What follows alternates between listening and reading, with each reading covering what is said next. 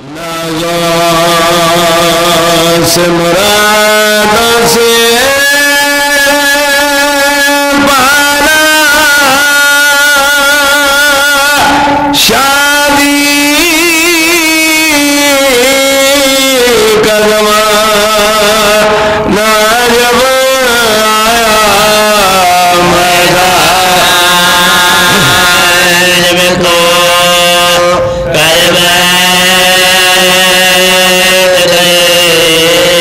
میدان میں کو کر بیٹھ گئے 18 برس کے پالے کو قسمت کا کروں میں کہ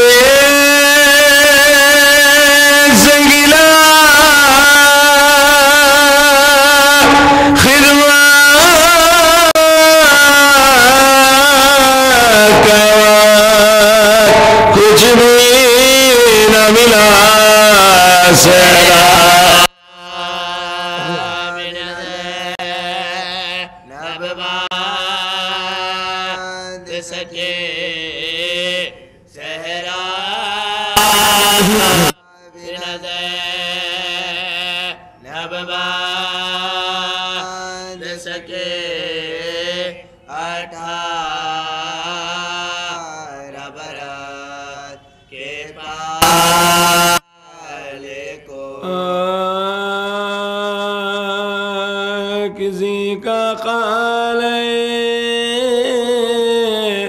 امید بے چراغ نہ ہو جوان بیٹے کا دل کو پدا کے داغ نہ ہو 1000 بار لوٹے پر خزائے باغ نہ ہو ادھر کے ادھر کے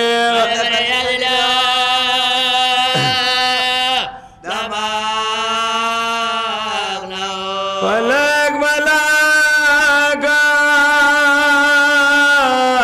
شہ کربلا پر ٹوٹا برابر گلا برباد علی فریاد بجائے رحم ہے بیداد علی فریاد خدا کے واجہ خدا جا خدا کے واجہ خدا جا علی فریاد دہائیوں صبح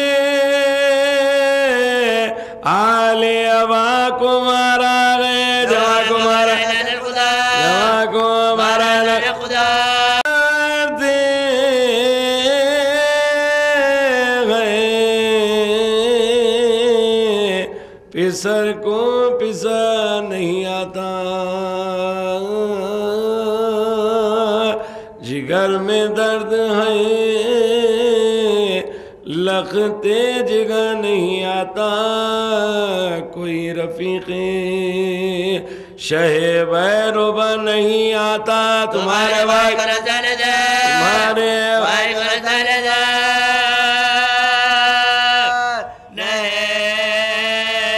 آتا اس کے غم میں خزادہ میرا ہلاک ہوا بجا بجا کر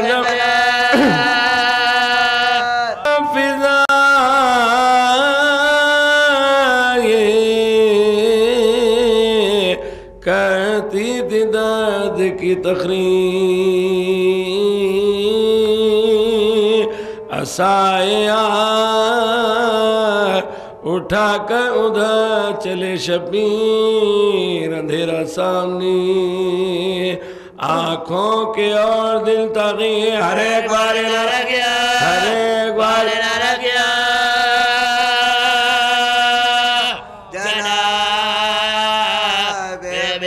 کبھی اٹھے کبھی سلطان مشرقین گرے لکھا ایک کے بعد جگہ حسین گرے قدم قدم پر ٹہرتے تھے شاہ تشنہ گلو ہوا میں سنتے تھے اپنے لال کی خوشبو زمین پر بیٹھ کے گاہے بہاتے تھے آنسو تلاش کرتے تھے ہاتھوں سے لاش کو ہر سو جو کوئی پوچھتا تھا کیا حضور ڈھونڈتے ہیں روکے گھر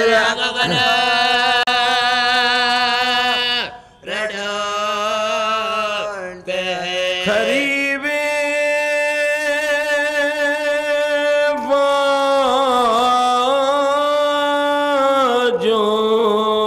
فوجوں سلطان بیرو برائی پکارے ہنس کے عدو خیر ہے کدھر آئی یہ کون مر گیا جو آپ ننگے سر آئے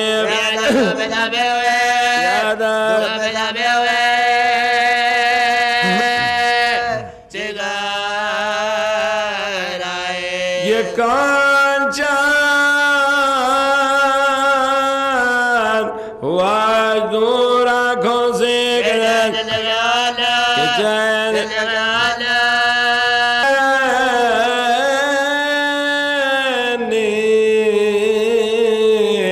رو کر تمہیں نہیں معلوم ہمارے گھر میں ہمارے گھر میں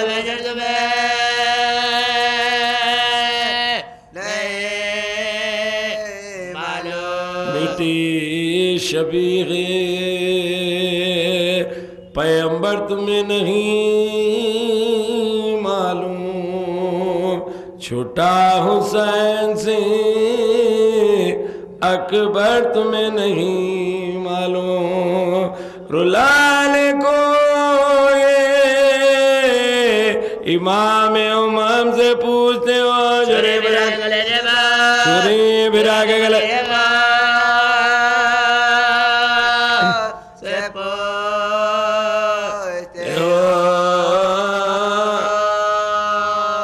نام پر شاہ کے پانی جو پلا دیتے ہیں میرے کوثر مجھے لائے میرے کوثر مجھے لائے دعا دیتے فاطمہ کہتی دنیا میں پورے سب دے سب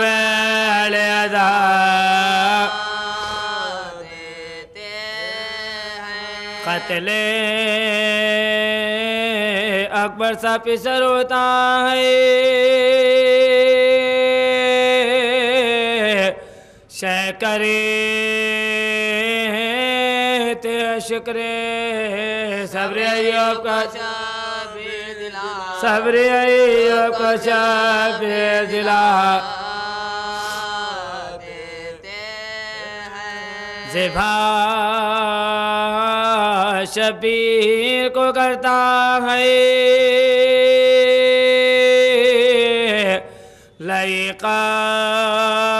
خنجر سے بوسل کو بوسل کو محبوب خدا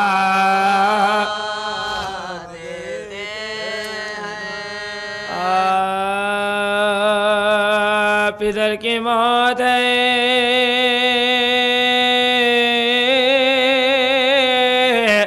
مرے نوجوان بیٹے کا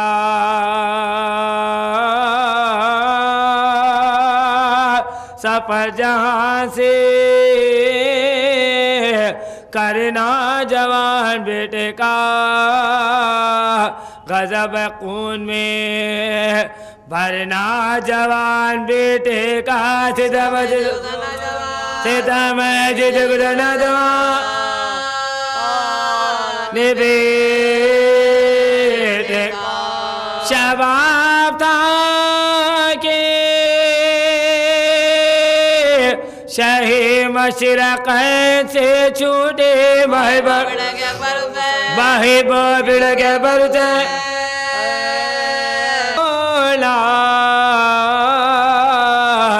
دکھلائے مرگے رات جا کلیجہ زخمی ہو جب دل کو پھر قرار کا گئے میرے گل پیرہن علی اکبر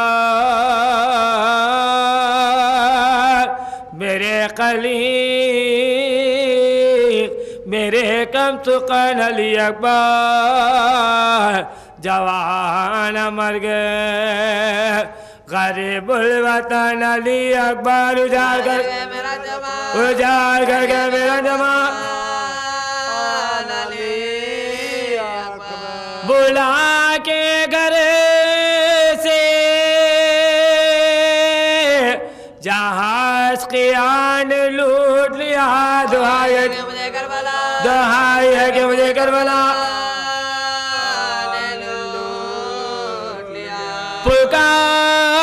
پکارتے تھے کہ اے شیر پھر پکار مجھے نہیں بتان کے لاشائنا بکار مجھے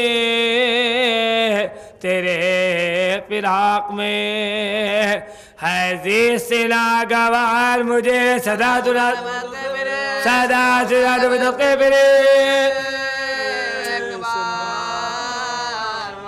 گلے لگا لو کہ سینہ ہمارا جلتا ہے کلیجہ مجھ کو دمیا پکاری جوڑی سے بانوں پسر ملا کے نہیں بتاؤ مرہمیں زخم جگر ملا کے نہیں ستم کے ابر میں میرا قمر ملا کے نہیں علی کے لال والے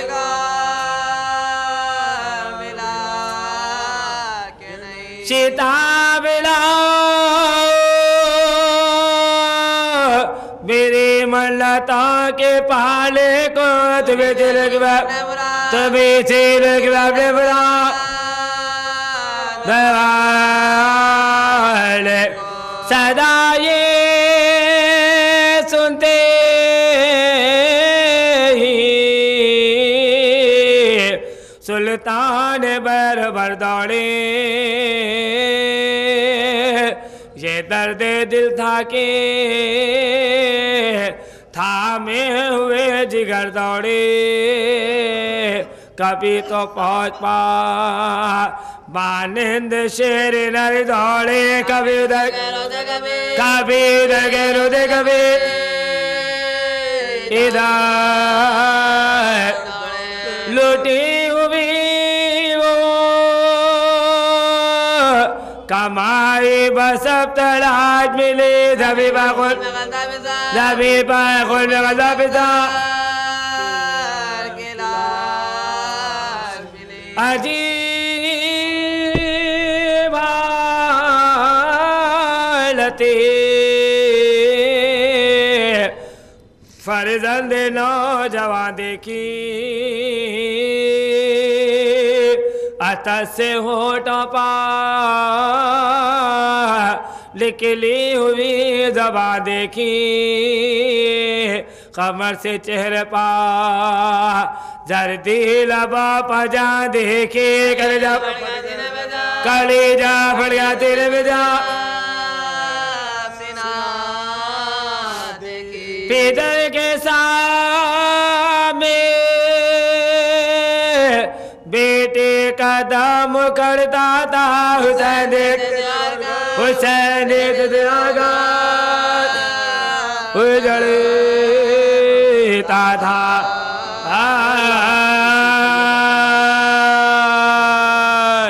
الرحمن الرحیم یا من دل علی ذاتہ بذاتہ وتنزہ عن مجانست مخلوقاتہ وجل عن ملائمت کیفیاتہ یا من خرب من خطرات الظنون وبعد عن لحظات العیون علم ما کان قبل یکون والصلاة والسلام علی خیر خلقہ محمد خاتم النبیین و سید المرسلین و رحمت للعالمین مجید والفرقان الحمید وقالہ الحق ان الدین عند اللہ الاسلام صلوات بر محمد آل محمد۔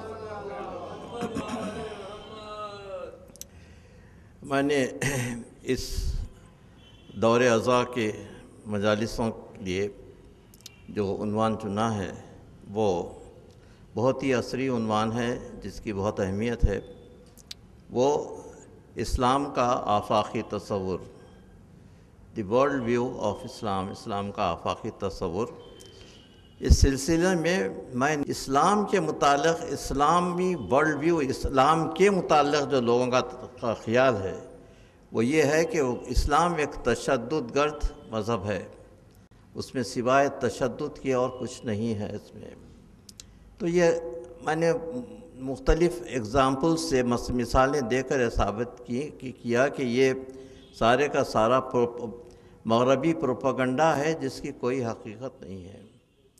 خود اسلام کے معنی تسلیم کے ہیں، امن کے ہیں، امن پسندی کے ہیں۔ اسلام کے معنی سلامتی سے اسلام ہے، تو اسلام، اس کا مطلب یہ ہے کہ اسلام امن پسند ہے، اس کا دہشت گردی سے کوئی تعلق نہیں ہے۔ اس سے پہلے کے مجالس سے میں نے اسلام کے مختلف پہلوؤں پر غور کیا تھا کہ اسلام میں انسان کا کیا مقام ہے۔ اسلام وہ پہلا مذہب ہے جس نے انسان کو انسان سمجھ کر انسان کے متعلق قرآن میں مختلف آیات اور پھر حضور کا جو رویہ تھا، حضور کی جو سنت تھی، وہ انسان کی ترقی کے لیے تھی۔ انسان اور بشر میں فرق ہے جی۔ انا بشر مثلکم یوحا الیہ، جو حضور نے کہا کہ بشر جو ہے ایک نوع کا نام ہے جی، مگر انسان جو ہے وہ نوع نہیں ہے، بلکہ وہ بہت ہی ہائر مقام ہے اس کا، جو ہے وہ نوع نہیں ہے، وہ جانور نہیں ہے انسان۔ تو انسان کے جو مقام ہے اسلام میں، سب میں پہلا تھوڑا سا میں تمہیدی مضمون کے بعد پھر اپنے آ جاؤں گا اپنے آج کے عنوان پر۔ تو سب سے پہلا اللہ نے انسان کو جو فضیلت بخشی ہے وہ خلیفۃ اللہ فی الارض، زمین پر اللہ کا نائب۔ تو حضرت آدم کو زمین پر اللہ کا نائب بنایا، اور اس کے بعد ان کو علم سے فضیلت دی اور علم سکھایا، وَعَلَّمَ الْآدَمَ أَسْمَاءَ كُلَّهَا، اور اس کے بعد یہاں پر بھجوایا۔ اور اس کے بعد سب میں بڑی نعمت جو انسان کو دی گئی وہ ارادہ خود اختیاری ہے، فری ول ہے۔ یہ فری ول کا جہاں تک تعلق ہے، یہ عقیدہ صرف ہمارے پاس ہے، یہ ہمارے مذہب میں ہے، یہ دوسرے مذہب اس میں فرقوں میں اس کا کوئی اہمیت ہے نہیں، اور نہ اس کو مانتے ہیں۔ سمجھتے ہیں کہ خیر ہی و شر ہی من اللہ تعالی، خیر اور شر دونوں اللہ کی طرف سے ہیں۔ ہمارے پاس یہ ہے کہ اللہ کے پاس شر آ ہی نہیں سکتا، اللہ خیر ہی خیر ہے، اور شر انسان کی طرف سے ہوتا ہے سب جی، اللہ کی طرف سے شر نہیں ہو سکتا۔ تو ارادہ خود اختیاری یہ ہے کہ اللہ نے انسان کو عقل دیا، وَجَعَلْنَاهُ سَمِيعًا بَصِيرًا، قرآن کہتا ہے وَجَعَلْنَاهُ سَمِيعًا بَصِيرًا، انا خلق الانسان من نطفۃ امشاج نبتلیہ وجعلناہ سمیعا بصیرا، ہم نے انسان کو ایک ملے جلے نطفے سے پیدا کیا اور اس کو سننے والا اور دیکھنے والا بنایا۔ یہ سننے والا اور دیکھنے والا ایک فگریٹو اسپیچ ہے، اس میں اس کا مطلب یہ ہے اس کو عقل دی، جی عقل سے نوازا اور اچھے برے کی تمیز کرنا سکھایا اور ارادہ خود اختیاری بخشا کہ اب جو بھی کرو تم اپنا سوچ سمجھ کے کرو، پہلے سے ہی کوئی چیز وہاں پر لکھی بھی نہیں ہے، تقدیر کا لکھا ہوا جو کہتے ہیں لوگ جو ہے، یہ سب قاتلوں کو بچانے کے لیے یہ ساری چیزیں بعد میں ایجاد ہوئی ہیں کہ یزید کی خدمت میں مارنا تھا اور حسین کی خدمت میں جو ہے شہید ہونا تھا، اس لیے دونوں جو ہے قاتل بھی رضی اللہ عنہ، مقتول بھی رضی اللہ عنہ، یہ ہو نہیں سکتا، انسان اللہ کے عدل کے خلاف ہے جو ہے سلطان۔ تو انسان اپنے عمل کا مکمل ذمہ دار ہے سلطان جی۔ اقبال کہتے ہیں کہ عمل سے زندگی بنتی ہے، جنت بھی جہنم بھی، یہ خاکی اپنی فطرت میں نہ نوری ہے نہ ناری ہے جی جی۔ اور غلط ہے شکوہ تقدیر یزداں، تو خود تقدیر یزداں کیوں نہیں ہے۔ تو یہ انسان پوری ذمہ داری اس کو دی گئی۔ تو اس کے متعلق انسان پر فرائض اور حقوق دونوں ہیں انسان کے لیے، لیکن حقوق کم ہیں، فرائض زیادہ ہیں۔ آپ کا حق یہی ہے کہ آپ اپنی نجات کی فکر کیجیے جو ہے، لیکن فرائض کیا ہیں؟ سب سے پہلے آپ کو اپنے بیوی کی، بچوں کی فرائض ہیں، پھر گھر والوں کے فرائض ہیں، ماں باپ کے فرائض ہیں، اس کے علاوہ محلے کے جو لوگ ہیں ان کے بھی حقوق ہیں، اور پھر اس کا ملک کے حقوق ہیں، اور اس طریقے سے آپ کے فرائض کا جو سلسلہ ہے وہ بڑھتے رہتا ہے سلطان۔ آپ کو ایک اچھے شہری بن کر رہنا چاہیے۔ میں آئندہ اس میں تقریر میں عرض کرنے والا ہوں کہ ایک اچھے شہری کی حیثیت سے۔ تو یہ اسی طریقے سے اللہ نے اسلام نے سب سے پہلے عورتوں کے حقوق دیے۔ اس سے پہلے عورتوں کو ایک جانور سمجھا جاتا تھا، ان کے کوئی حقوق نہیں تھے، اور لڑکیوں کو زندہ دفن کر دیا کرتے تھے عرب تک، اور کوئی حقوق نہیں تھے۔ پورے کا پورا ایک سورہ قرآن میں سورہ نساء عورتوں کے لیے آیا، اور عورتوں کے حقوق کو، تاکہ عورت کو حصہ دینا چاہیے، اور اس کا حصہ جو ہے شوہر کے بھی حصے میں ہے اور پھر ماں باپ کے بھی ہے۔ اس طریقے سے جو آپ قرآن پڑھ لیجئے، اس کا جتنا عورت کے سارے حقوق بتائے گئے، تو نسوانی حقوق پہ بھی میں نے مجلس پڑھی تھی۔ اور اس کے بعد سماج کا جو تصور ہے اسلام میں، اس کے بعد میں نے اور سماج میں جو برائیاں ہیں وہ برائیوں کی جڑ کیا ہے، اور یہ ساری چیزوں کے متعلق وہ مختلف یہ سبجیکٹس میں بحث ہوتی رہی۔ یہ جو 5 مجالس ہیں، اس سے میں اس کو آگے بڑھانا چاہتا ہوں جی۔ آج کی جو مجلس ہے اس میں میں فراغ دلی کے متعلق کچھ عرض کرنا چاہتا ہوں جی۔ فراغ دلی، میگنانیمیٹی تو یہ فراغ دلی جو ہے کو سمجھنے کے لیے انسان کو سب سے پہلے یؤمنون بالغیب پر ایمان لانا چاہیے کہ جتنے صفات اللہ نے دیے ہیں وہ سب اللہ کی طرف سے دیے ہوئے انسان کو جو ہے سمجھنے کی، سوچنے کی، سمجھنے کی۔ تو فراغ دلی کا مطلب یہ ہے کہ یہ ایک ایسا نقطہ نگاہ انسان میں پیدا ہو جو سارے انسانوں کو انسان سمجھے جیسا۔ چیزیں فراغ دلی کے ضمن میں آ جاتی ہیں، صبر، عدل، ایثار، اور یہ سب فراغ دلی کے ضمن میں آ جاتی ہیں۔ تو یہ فراغ دلی کی یہ تعریف ہے۔ تو فراغ دلی کی تعریف کیا ہے؟ چند ایک مثال آپ کے سامنے دیتا چلوں تاکہ واضح ہوتا جائے مضمون۔ فراغ دلی یہ ہے کہ دشمن جو قاتل ہے، جس نے ابھی قتل کیا ہے، اور وہ جب سامنے آئے اور مشقیں اس کی کسی ہوئی تھیں، تو حضور نے فرمایا کہ دیکھو میں کسی انسان کو اس حالت سے دیکھنا نہیں چاہتا۔ زخم گہرا لگا ہوا ہے، خون بہہ رہا ہے، قاتل سامنے ہے، اور یہ کہہ رہے ہیں کہ یہ فراغ دلی ہے۔ دیکھیے کہ میں کسی انسان کو اس طریقے سے دیکھنا نہیں چاہتا، اس کے مشکیں کھلوا دو جیسے۔ حضور کے سامنے شربت کا ایک پیالہ آیا تھا، کہا کہ اس شربت سب سے پہلے اس کو پلا ہو جائے اور اس کو لے جا کر رکھو، کوئی اس کے ساتھ تعرض نہ کرے، میرا ہے اس کا معاملہ ہے، اگر میں زندہ رہوں تو میں اس کے ساتھ جو چاہے کر سکتا ہوں، لیکن اگر میں شہید ہو جاؤں تو اس نے مجھے ایک ضرب لگایا ہے، تم بھی اسے ایک ضرب لگانا چاہیے۔ کوفہ کے گلیوں میں یہ کہتے نہیں پھرنا کہ بھئی امیر المومنین کا شہید ہو گئے ہیں اس لیے لوگوں کا قتل عام ہو رہا ہے، نہیں، میرا قاتل صرف ایک ہی ہے، اسی سے بدلہ لیا جانا چاہیے، کسی اور سے اس کا کوئی تعلق نہیں۔ یہ فراغ دلی کے آپ کے پاس نمونے جو سلطان امیر المومنین کی زندگی سے فراغ دلی یہ ہے۔ اور نفس کا جہاں تک تعلق ہے، نفس لوامہ کا، نفس امارہ کا، آپ دیکھیے اس میں جنگ لڑ رہے ہیں اور وہ جو سامنے والا ہے وہ جو ہے مغلوب ہو چکا ہے، اب وہ ختم ہونے والا تھا، انہوں نے منہ پہ تھوک دیا امام کے جو ہے سلطان، آپ نے فوراً اس کو چھوڑ کر آپ کھڑے ہو گئے سلطان۔ تھوڑی دیر کے بعد پھر آ کر اس سے جنگ شروع ہوئی تو لوگوں نے کہا کہ امیر المومنین آپ نے ایسا کیوں کیا؟ کہا کہ میں جو اس سے لڑ رہا تھا وہ اللہ کے لیے لڑ رہا تھا میں، اب اس نے جب میرے منہ پر تھوکا تو اس میں میرا نفس شریک ہو گیا، میں اپنے نفس کے لیے لڑنا نہیں چاہتا، جیسے میں اللہ کے لیے لڑنا چاہتا ہوں، اس میں نفس جو ہے کس کا شریک ہونا نہیں چاہیے۔ یہ فراغ دلی کے جو مثالیں ہیں ہمارے امیر المومنین سے بہتر مثالیں آپ کو کسی اور بانی مذہب کے پاس یا تو حضور صلی اللہ علیہ وآلہ وسلم میں امیر المومنین علی ابن ابی طالب۔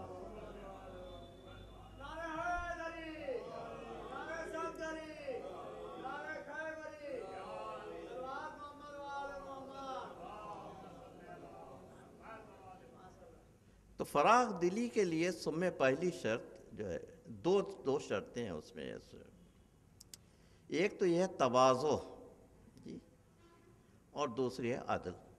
اب تواضع اور عدل کے متعلق سن لیجئے مجھ سے۔ یہ تواضع کیا، ہیوملٹی جس کو کہتے ہیں، تواضع۔ مولا فرماتے ہیں کہ نفس امارہ کے خلاف جنگ جو ہے آپ کا تواضع ہے انسان کی، جو انسان کو غرور سے بچاتی ہے۔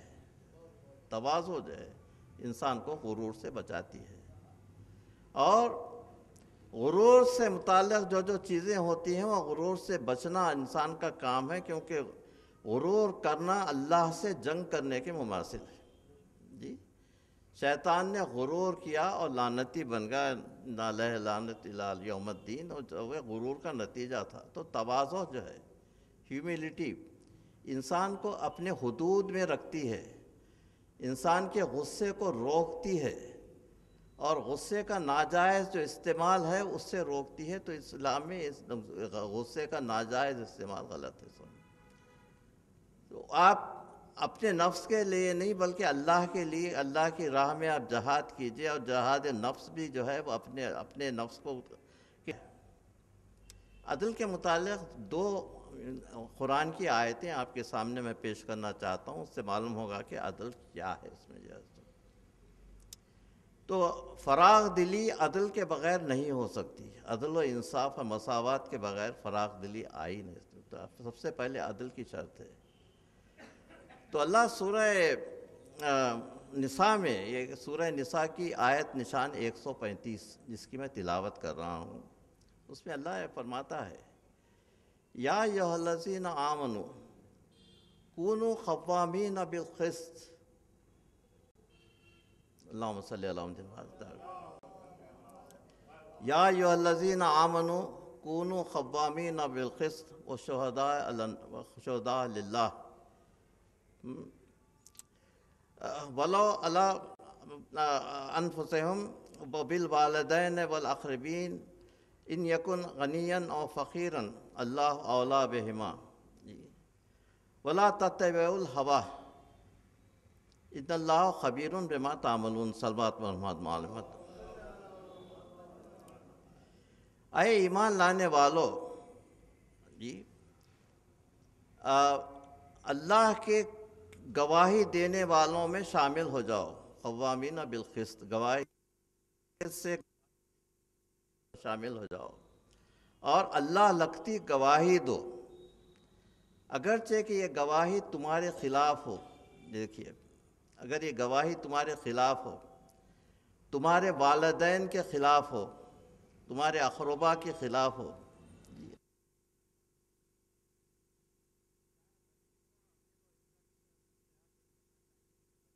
آپ گواہی دے رہے ہیں یا امیر کے لیے، کہ اللہ اولا بہما، اللہ جو ہے سب سے اولا ہے اس میں۔ ولا تتبعوا الہوا، ہوائے نفس کا کوئی اس میں دخل مت دو، جو اپنے ہوائے نفس اس میں دخل نہ دو۔ ولا تلو ولا تعرضوا، اور پسو پیش مت کرو، پیچھے مت ہٹو، گواہی دینے سے پسو پیش مت کرو۔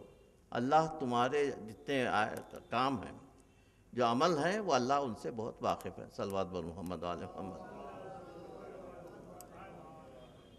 دوسری اس سے آیت جو ہے اتنی، آیت نشان 8 سورہ مائدہ کی آیت، اس میں اللہ فرماتا ہے کہ یا ایھا الذین آمنوا کونوا قوامین للہ وشہداء بالقسط لا یجرمنکم شنآن من قوم الا ان تعدلوا اعدلوا اقرب للتقوی ان اللہ خبیر بما تعملون۔ صلوات بر محمد علیہ محمد۔ اے ایمان لانے والو، سچی گواہی دینے والوں میں سے بن جاؤ اور اللہ کے گواہ بن جاؤ۔ خبردار خبردار کسی قوم کی دشمنی، دیکھیے، کسی قوم کی دشمنی تم کو عدل سے نہ روکے، جیسے، اور عدل سے کام لو اور تقوی اختیار کرو، اللہ تمہارے ہر کام سے واقف ہے۔ اب دو چیزیں اس کے اندر ہیں، ایک تو یہ کہ اب عدل سے آپ جو میں جو کہہ رہا تھا کہ میگنانیمٹی جو ہے یہ ہے کہ آپ عدل سے کام لیں، اور عدل کے متعلق یہ ہے کہ اپنے خلاف بھی اگر گواہی دینا ہو تو اپنے خلاف گواہی دو، والدین کے خلاف بھی اگر وہ حقی گواہی دینا ہے اس کے خلاف آپ دے سکتے ہیں گواہی۔ ہوا و ہوس کو جو ہے اس میں شریک مت کرو، گواہی دینے میں پس و پیش مت کرو۔ اس کے بعد اگر کسی قوم سے دشمنی ہے، یہ دوسری آیت، پھر بھی تم کو گواہی دینا چاہیے، جو اور وہ کسی قوم کی دشمنی تم کو گواہی دینے سے نہ روکے۔ اب ان دونوں آیتوں کا مزاق پھر ذات امیر المومنین اللہم صلی اللہ علیہ محمد۔ عدل اور توازن کو سماج میں قائم کرنا، بیت المال کی تقسیم، امیر المومنین کی بیت المال کی تقسیم تھے، اس پر آپ غور کیجئے۔ تو بیت المال کی تقسیم یہ تھی کہ غلام کا وہی حصہ تھا جو آقا کا حصہ تھا۔ اسلام نے آقا اور غلام کے تمیز کو ختم کر دیا تھا، اور امیر المومنین نے اس کو اپنے فعل سے بتا دیا کہ آقا اور غلام میں کوئی فرق نہیں ہے، جو اس کا بھی وہی حصہ ہے غلام۔ طلحہ اور زبیر جو ان کے ساتھی تھے، انہوں نے وہ آ کر وہ اپنے بیت المال کا حصہ اپنے رکھ دیا اور کہا کہ آپ واہ، یہ آپ کا انصاف ہے کہ آپ ہم کو وہی حصہ دے رہے ہیں جو ہمارے غلام کا حصہ ہے۔ کہا کہ تم میں اور تمہارے غلام میں کوئی، اللہ کے پاس سب میں قریب چیز وہی ہے جس کا تقویٰ ہے۔ صلوات بر محمد و آل محمد۔ ورنہ کوئی فرق نہیں ہے تم میں اور اس میں، جو ہے اس کے طرف کہا کہ اب تم چاہے خوش ہو یا مت۔ سگے بھائی حضرت عقیل آ کے کہنے لگے کہ بھائی جان، آپ جو بیت المال سے جو دے رہے ہیں میرے لیے بہت کم ہے، اور میں کثیر العیال ہوں، آپ تھوڑا سا اس میں سے آپ تھوڑا بڑھا دیجئے، انکریز کر دیجئے میرے اسٹائپنڈ کو، جو ہے۔ انہوں نے کہا کہ نہیں عقیل، یہ جو ہے غریبوں کا اور بیواؤں کا یہ سوشل سیکیورٹی فنڈ ہے جو غریبوں کے لیے ہے، اور جو کام کر سکتے ہیں ان کے لیے نہیں ہے، تم جا کر کام کرو جیسا۔ یہ بیت المال جو خلیفہ سوم کے زمانے میں لٹایا جا رہا تھا، ایک ایک داماد کو کئی لاکھ اشرفی جو ہے وظیفہ ملتا تھا بیت المال سے، جو ہے اپنا پرسنل خزانہ سمجھ کے جو لٹاتے تھے۔ امیر المومنین نے سب کا سدباب کر دیا، عدل سے اور انصاف سے کام ہوگا، اب یہ خزانہ اس طریقے سے لٹایا نہیں جا سکتا جیسے۔ تو جب انہوں نے بہت ہی انسسٹ کیا تو ایک لوہے کے ٹکڑے کو گرم کیا اور ان کے قریب لے گئے. اس نے کہا کہ ارے آپ مجھے جلا دینا کیا چاہ رہے ہیں؟ تو کہا کہ عقیل تم کو دنیا کی آگ سے اتنی تکلیف ہو رہی ہے اور تم مجھے جہنم کی آگ سے قریب کر دینا چاہتے ہو. دیکھیے اب سگا ان کا داماد عبداللہ ابن جعفر طیار حضرت زینب کے شوہر، انہوں نے آ کر عرض کیا کہ چچا جان آپ جو ہے ہمارے اسٹائپنڈ میں کچھ اضافہ کیجئے. کہا کہ دیکھو بلدی تم جوان ہو، تم کام کر سکتے ہو، یہ جو بیت المال ہو معذوروں کے لیے ہے، اپاہجوں کے لیے ہے، تمہارے لیے نہیں ہے. تم جا کے کام کرنا شروع کرو. لیکن مولا نے کہا کہ کام کرنے میں عزت ہے، جی کام کرو اور کام کرنے میں عزت ہے. انہوں نے کہا کہ کس طریقے سے ناریل کے درختوں کو پانی دیا جاتا ہے، وہ ڈرپ ایگریکلچر کا جو طریقہ اس وقت اسرائیل میں جاری ہے، وہ ڈرپ ایگریکلچر کا طریقہ مولا متقیان کا نکالا ہوا ہے، وہ اس سے واقف نہیں ہے کہ کس طریقے سے پانی کا استعمال کرنا چاہیے. تو انہوں نے وہ ڈرپ ایگریکلچر سے باغات لگائے اور چند سالوں میں 10 سال کے عرصے میں ان کی یہ حیثیت ہو گئی تھی کہ عرب کے متمول ترین لوگوں میں سے شمار کیے جاتے تھے. مولا متقیان کی ہدایت دیکھی، کہا کہ نہیں تم کام کرو، کام کرنے میں عزت ہے. اور خود جا کر مزدوری کرتے تھے، روٹیوں کا انبار پیٹھ پر اٹھا کر لے جاتے تھے، غریبوں اور بےکسوں میں تقسیم کرتے تھے روٹیوں کو، اور کہتے تھے کہ ان کے ساتھ بیٹھ کر ان کو اپنے ہاتھ سے کھانا کھلاتے تھے کہ غریب غریب کے ساتھ بیٹھا ہوا ہے، مسکین مسکین کے ساتھ بیٹھا ہوا ہے. اور 2 پھٹے پرانے کپڑے، امیر المومنین اتنے بڑی مملکت کا مالک، وہ جوتے جس کو جو خود سیا کرتے تھے، اور 2 پھٹے پرانے کرتے. عبداللہ ابن عباس نے کہا کہ مولا آپ کی ڈگنیٹی ہونا چاہیے. کہا کہ میری ڈگنیٹی میرا تقویٰ ہے، جی میری ڈگنیٹی. اب یہ 2 کرتے میرے لیے بہت کافی ہیں. اور کہا میں جن جوتوں کو میں اس وقت سی رہا ہوں وہ جوتیاں تمہاری خلافت سے زیادہ مجھے عزیز ہیں.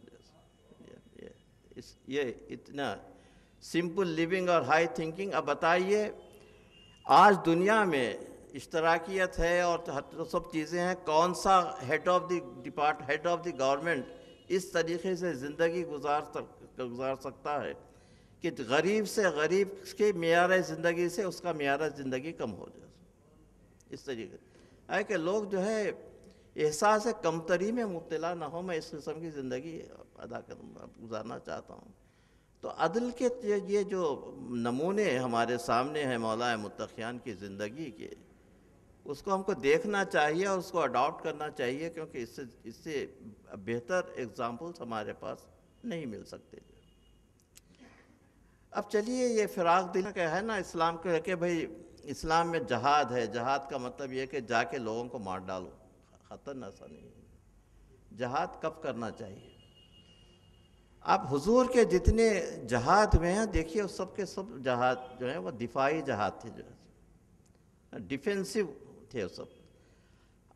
حضور نے کسی پر چڑھائی نہیں کی، کوئی مملکت پر جا کر چڑھائی نہیں کی، اور ڈیفینسو سب ساری جنگیں تھے. لوگ آ کر اب دیکھیے آپ اگر اللہ آپ کو حج نصیب کرے آپ جا کر دیکھیے جتنے وہاں پر احد ہے، خیبر ہے، خندق ہے، یہ سارے کے سارے جو جگہیں ہیں وہ مدینے سے بالکل قریب ہے، سب کرتے تھے. آفینسو وار حضور نے اپنی زندگی میں کبھی نہیں کی، اور نہ امیر المومنین نے کوئی آفینسو وار میں حصہ لیا جو ہے. تو آفینسو وار ہمارے پاس ہے ہی نہیں. آپ اپنی مدافعت کیجئے جو ہے، اور اگر کوئی ظلم کے راستے پر چل رہا ہے اور جس کی طرف سے خطرہ ہے تو آپ کو اس پہ مدافعت کرنا چاہیے، جیسا حسین ابن علی نے کیا کہ ظلم کا مقابلہ کیا اپنی جان دے کر جو ہے. تو وہ ہے. تو جنگ کس وقت اسلام میں جائز ہوتی ہے؟ اس وقت جب کہ آپ کو پریشان کر دیا گیا ہو اور آپ پر وہ دشمن اتنی زیادہ زیادتی کر رہا ہے کہ آپ اس کا مقابلہ کرنا چاہیے.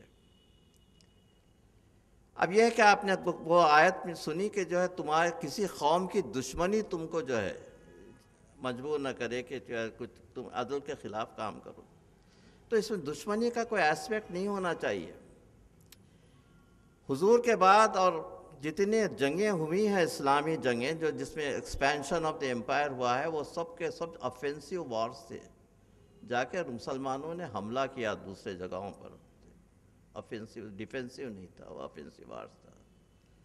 اور اس میں یہ ہے کہ قوم کی دشمنی میں تم کو کچھ قدم نہیں اٹھانا چاہیے۔ آج کیا ہو رہا ہے؟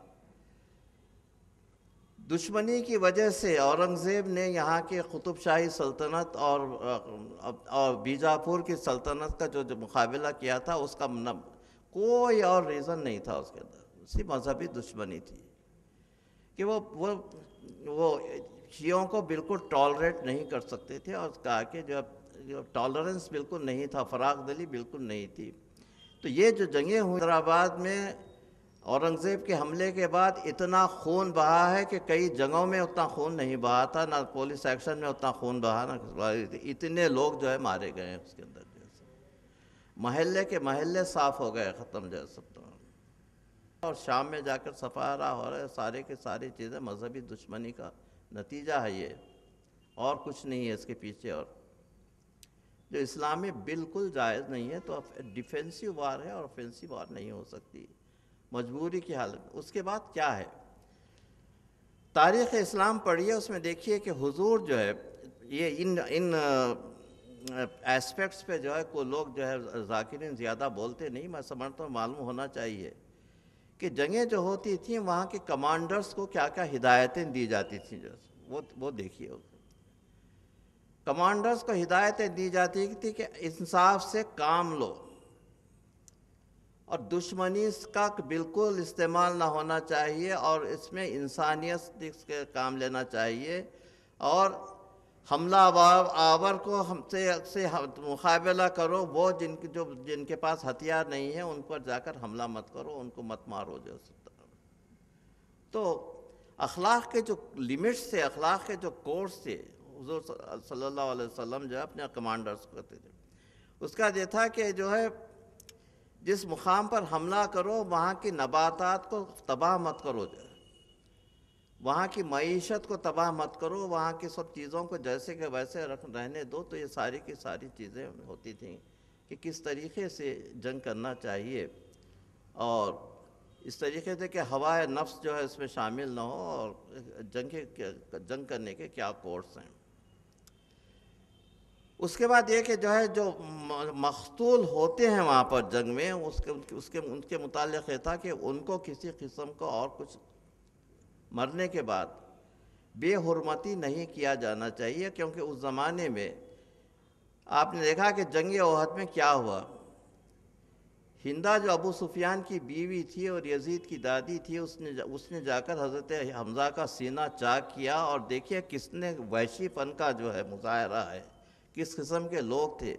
وہ کلیجہ نکال کر وہ چابنے لگی۔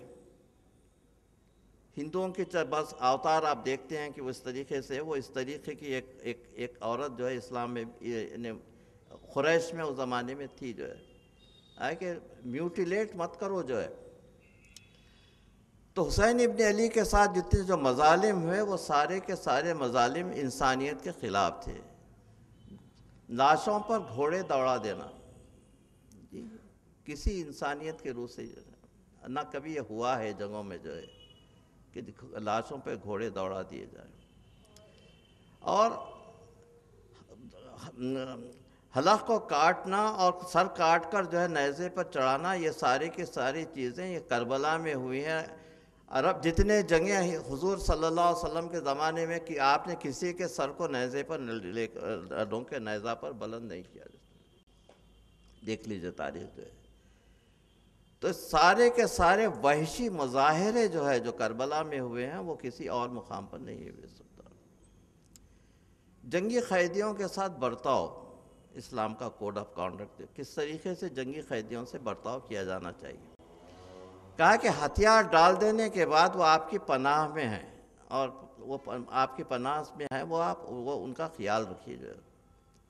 ہتھیار ڈال دینے کے بعد حملہ نہیں کر سکتے آپ، ان کو کچھ نہیں کر سکتے، اور عورتوں اور بچوں کو قید نہیں کر سکتے جی۔ کربلا میں کیا ہوا، عورتوں اور بچوں کو انہوں نے قید کیا جو ہے، وہ جو بالکل معصوم تھے، جنہوں نے جنگ میں کوئی حصہ نہیں لیا تھا، ان کی کوئی خطا نہیں تھی۔ تو اس طریقے سے جو مظالم ہوئے، یہ وحشیانہ مظالم انسانیت کے خلاف تھے، اس لیے آج تک ہم ان پر آنسو بہا رہے ہیں۔ اور اس کے علاوہ حضور نے جو پیک کیا تھا، ایک مقام کر پھر میں مسائل پہ آ جاؤں گا، اور کل کی مجلس میں انشاءاللہ پھر 2 قسم کے منتخب تھے اس زمانے میں، ایک کو تو کہتے تھے دارالحرب، دوسرے کا نام تھا دارالاسلام۔ دارالحرب اور دارالاسلام۔ دارالاسلام کیا ہے؟ اسلامی حکومت جہاں پر ہے، جو حضور کی حکومت تھی، وہاں پر مائنورٹیز کا جو تحفظ کیا جاتا تھا، وہ دارالاسلام میں، وہ یہودیوں کے ساتھ جو پیکٹ ہوا تھا، ان کو جو حقوق دیے گئے تھے، ایسے حقوق دیے گئے تھے کہ تاریخ میں یہودیوں کو کسی نے ایسے حقوق دیے نہیں آج تک دے سکتا۔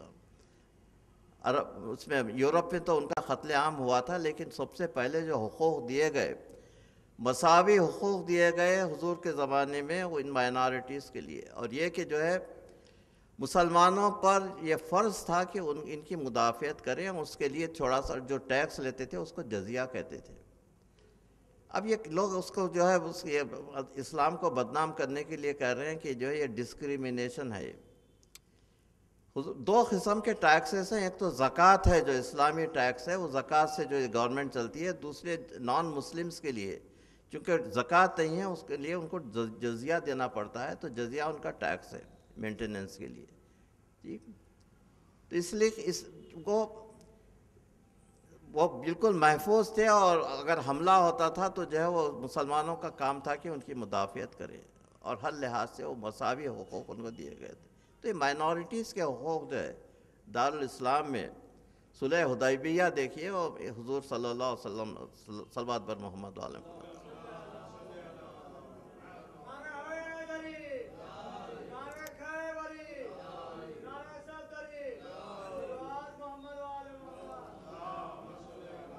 اور دارالحرب کیا ہے؟ دارالحرب جو ہے وہ ہے جہاں پہ نان مسلم گورنمنٹ ہوتی ہے جو ہے جی۔ تو اس لحاظ سے ہندوستان ہمارے لیے دارالحرب ہے جو جی، اور سعودی عرب جو ہے دارالاسلام ہے۔ اب دیکھیے دونوں میں کتنا فرق ہے جو ہے۔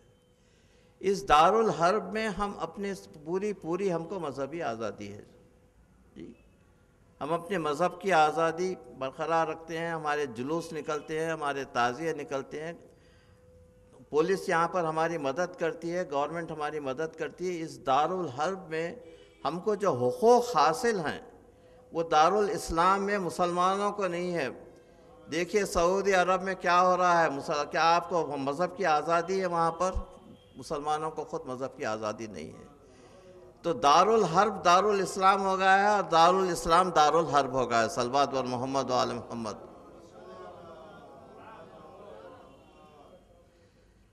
تو کسی نے ان سے پوچھا، وہاں پہ اکثر ڈسکشنز ہوتے ہیں کہ بھئی آپ لوگ جو ہے ہمارے پاکستانی بھائی جو ہے ہم سے پوچھتے ہیں آپ ہندوستان میں کیا ہے؟ آپ ہندوستان میں بہت خوش ہیں، ہم جو پوری کی پوری مذہبی آزادی ہے ہم کو، بلکہ مسلمان آج کل گورنمنٹ بنا رہے ہیں، جو جس کو مسلمان ان بلاک ووٹ دیتے ہیں، وہ اس میں گورنمنٹ بن جاتی ہے۔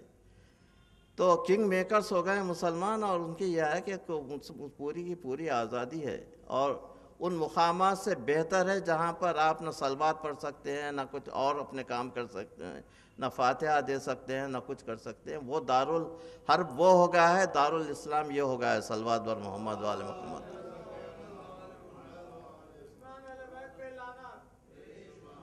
اور قیدیوں کے ساتھ جو سلوک اسلام میں، کہ قیدی بن کے آنے کے بعد جنگ بدر کے قیدیوں کے متعلق دیکھیں، تاریخ اسلام آپ پڑھیے، آپ کو معلوم ہوگا کہ جتنے قیدی تھے وہ قیدی کو رہا کر دیے گئے، اور اس کے بعد ان کو غلام نہیں بنایا گیا، ورنہ قیدیوں کو غلام بنایا جاتا تھا۔ قیدیوں کو آپ نے رہا کر دیا، اور اس کے بعد ان کو گھوڑے اور سواری کا بھی انتظام کر دیا گیا کہ تاکہ وہ اپنی جگہ پر واپس چلے جائیں گے. جنگ بدر کے فتح مکہ کے بعد کیا ہوا؟ وہ ابو سفیان جس نے کئی جنگیں لڑی تھیں آپ کے اور اتنے سال تک لڑتے رہا اور ستاتا رہا، وہ جب فتح مکہ کے وقت ہوا تو جو ہے ابو عبیدہ کہہ رہے تھے کہ آج سر اڑنے کا دن ہے، آج بدلہ لینے کا دن ہے. حضور جب مکے میں داخل ہوئے تو سر نیچے تھا، فاتح مکہ جو ہے سر نیچے تھا، اور کہے کہ آج کسی سے بدلہ نہیں جگہ، لا تثریب اليوم انتم الطلقاء، آج کسی سے بدلہ نہیں لیا جائے گا، تم سب میرے آزاد کردہ ہو. اسی کو حضرت زینب اپنے خطبے میں استعمال کر رہے، انتم الطلقاء جو آپ نے کہا تھا. یزید کو کہہ رہے تھے یبن الطلقاء، اے آزاد کردہ رسول کی اولاد صلوات بر محمد وآل محمد، تیرا یہ انصاف ہے کہ تیری عورتیں پردے کے پیچھے ہوں اور بناتے رسول اللہ سبایا، اور رسول اللہ کی جو اہل بیت ہیں وہ تیرے سامنے. جو ان مجالس میں جناب سکینہ کے شہادت کے واقعات، سکینہ کے مصائب جو ہے میں بیان کرتا ہوں. پورے 5 مجالس اسی پہ ہوتے ہیں، روزانہ جناب سکینہ کے مصائب ہوتے ہیں. کیونکہ میں تو سمجھتا ہوں کہ یہ چھوٹی بچی اسلام کی مجاہد اعظم ہے، اور اس نے ہی یزید کا تختہ الٹا. اگر یہ شہزادی نہیں ہوتی تو حسین کبھی کی کامیابی نہیں ہو سکتی تھی. اس لیے کہتے تھے کہ جس گھر میں رباب اور سکینہ نہ ہو وہ گھر مجھے اچھا نہیں لگتا. بچی کی فضیلت تھی کہ یہ اسلام میں لڑنے والی ہے اور اسلام میں یہ مجاہدہ اعظم بنے گی. حسین کی شہادت واقع ہو گئی، خیموں کو آگ لگ گئی. لوگ جناب زینب نے امام سے آ کر پوچھا کہ بیٹے سید سجاد تم امام وقت ہو،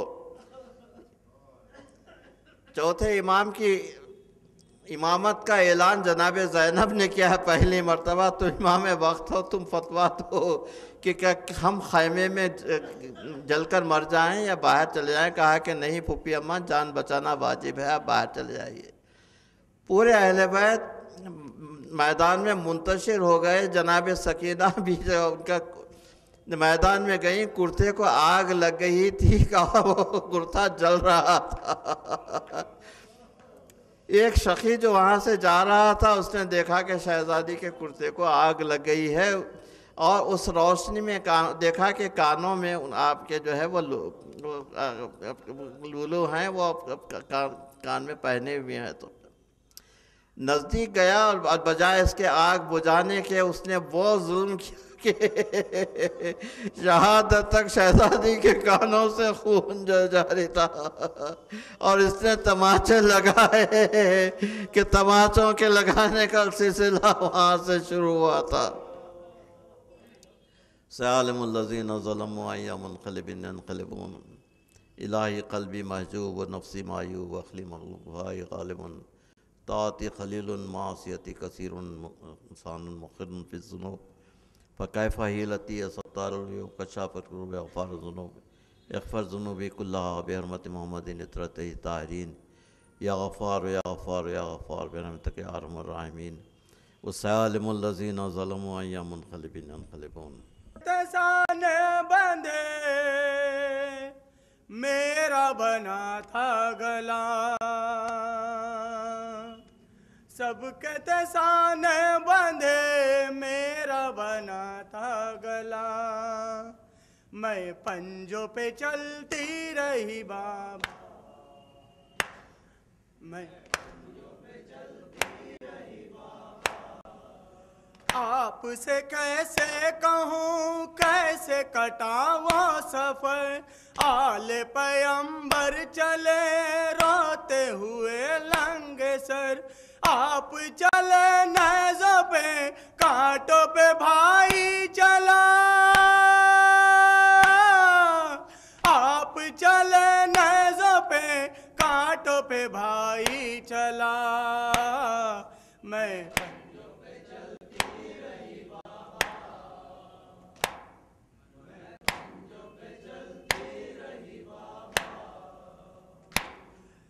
راہ میں میری پھوپھی آنسو بہاتی رہی، دھوپ جلاتی رہی، ظلم ستاتی رہی، زخم میرے پاؤں کا دھوپ سے جلتا رہا، زخم میرے پاؤں کا دھوپ سے جلتا رہا۔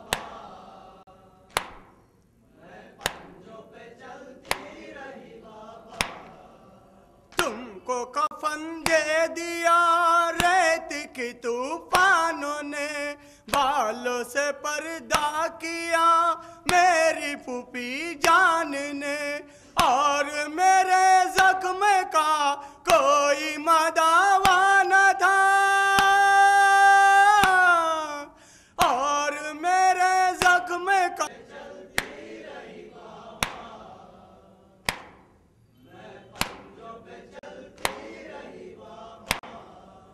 راہ میں امد میری رسن، گود میں لے لو چچا، دیکھ کے رونے لگے میری اسیری چچا، دیکھ کے رونے لگے میری اسیری چچا۔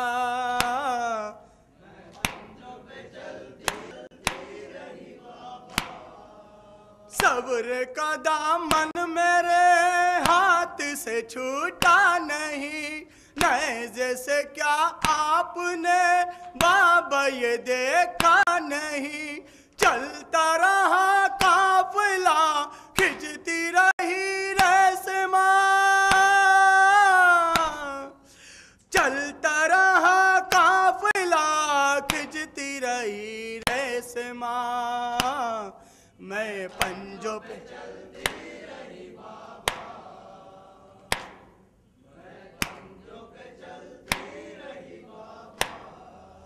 ایک رسن میں بندے چھوٹے بڑوں کے گلے، لاس پہ روتے ہوئے کرب و بلا سے چلے، حال میرا دیکھ کے رونے لگی کربلا، حال میرا دیکھ کے رونے لگی کربلا، میں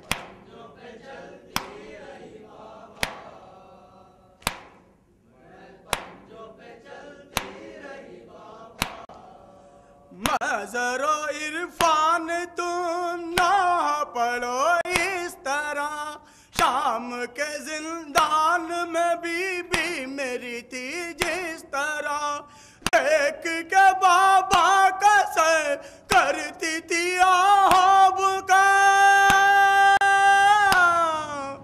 دیکھ کے بابا کا سر کرتی تھی آہوب کا، میں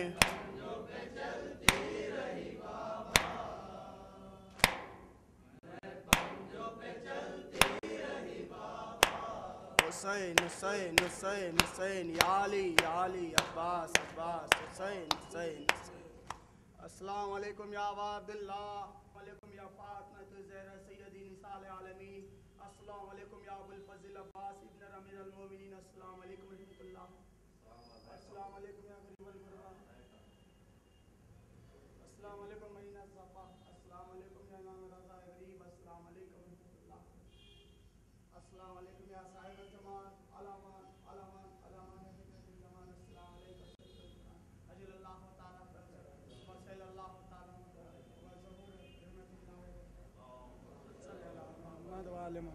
بھائی، میری ماں اس وقت جہاں بیمار ہے، ذرا دعا کے لیے آپ لوگ یہ ہے بہت